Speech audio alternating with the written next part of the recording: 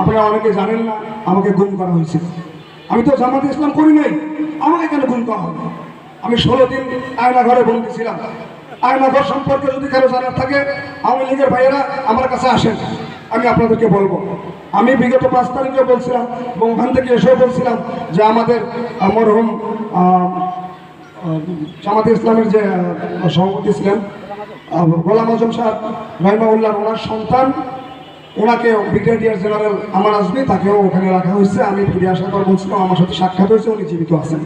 আমি 5 তারিখ রাত্রেও ভাইকে বলছিলাম যে ভাই আপনারা ব্যবস্থা নেন, উনি কিন্তু জীবিত আছেন, কারণ ওরা যদি পালায় গেছে ওনারা না খেয়ে সেখানে মারা যাবে। আমার কথা এটাই সংক্ষিপ্ত করে দিচ্ছি যে এই যে জুলুম, অত্যাচার, নির্যাতন, এটা কেন? যেহেতু আমাদের গণতন্ত্রের অধিকার আছে, আমরা সকলে যে যার মতো রাজনীতি করতে পারবো, রাজনীতির ময়দান। আর আমির জামাত ডক্টর শফিকুল ইসলাম উনি ঘোষণা করছেন সাধারণ ক্ষমা।